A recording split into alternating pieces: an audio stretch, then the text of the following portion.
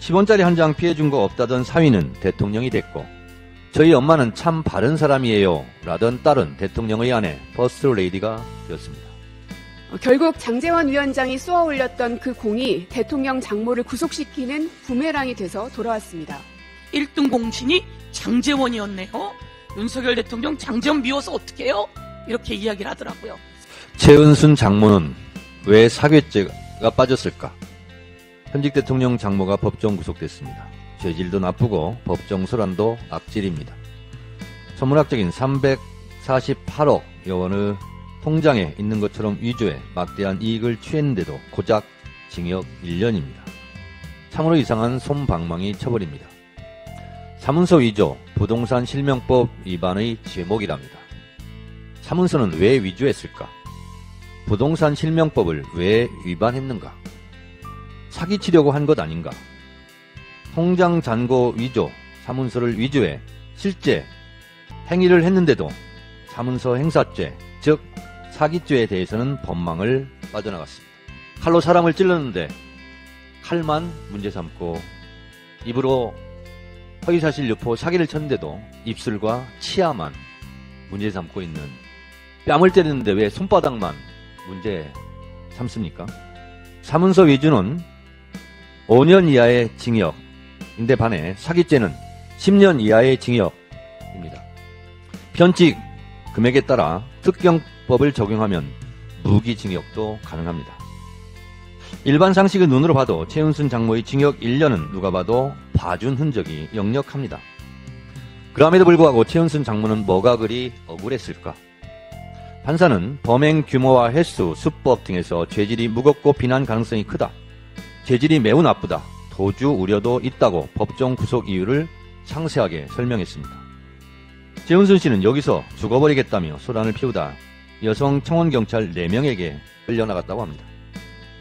10원짜리 한 장 피해준 거 없다던 사위는 대통령이 됐고, 저희 엄마는 참 바른 사람이에요 라던 딸은 대통령의 아내 퍼스트 레이디가 되었습니다.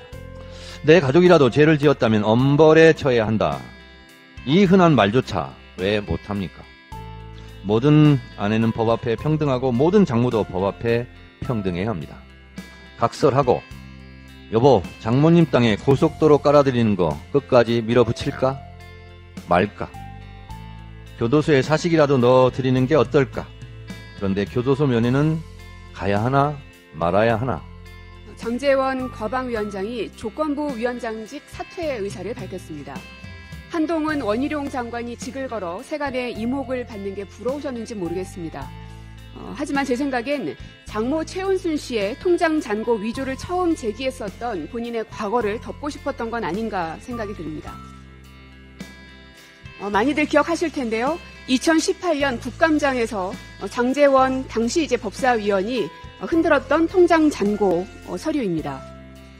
결국 장제원 위원장이 쏘아 올렸던 그 공이 대통령 장모를 구속시키는 부메랑이 돼서 돌아왔습니다. 본인의 시작이 오늘의 이 사건 확인까지 나온 이 상황에 대해서 어떤 심정인지 참 궁금합니다. 장제원 위원장의 속내는 명확해졌습니다. 상임위원장 자리 따위는 그다지 중요하게 생각하는 것 같지 않습니다. 자신으로부터 시작된 장모 구속의 상황을 벗어나고 싶을 뿐인 것 같습니다. 그러니 이런저런 조건 달지 말고 상임위원장직에서 내려오십시오. 지난 주말을 이어오면서 윤석열 대통령의 장모가 구속됐습니다. 사람들이 이야기합니다. 깜짝 놀랐어요.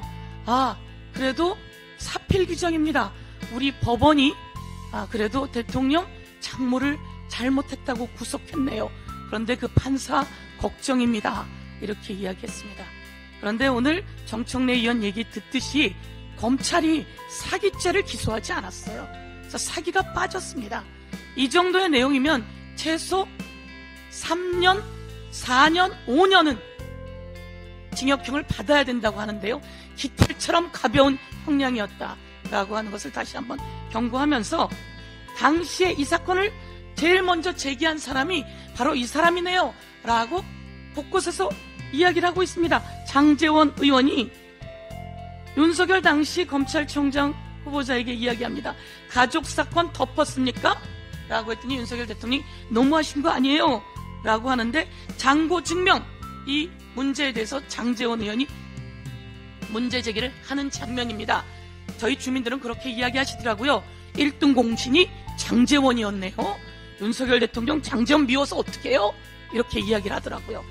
그래서 과방위원장을 그만둔다는 운운하는 것인지, 제가 여기서 한 말씀 더 드리겠습니다. 윤석열 대통령은 이렇게 이야기했습니다. 내 장모는 50억 원 정도 사기당했다. 10원도 누구에게 피해를 준 적이 없다라고 대통령 후보 시절에 이야기했습니다. 모두 다 허위 사실입니다. 이에 대해서 철저히 수사해야 합니다. 윤석열 대통령이 검찰총장 시절 이런 이야기를 했습니다. 살아있는 권력을 꼭 수사하는 것이 진정한 검찰개혁이다 라고 윤석열 대통령이 총장 시절 이야기를 했는데요.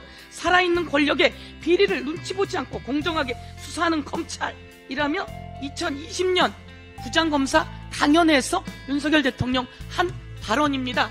오늘 꼭 이렇게 이야기합니다. 살아있는 권력을 수사해야 합니다. 살아있는 권력이 수사되어야 합니다.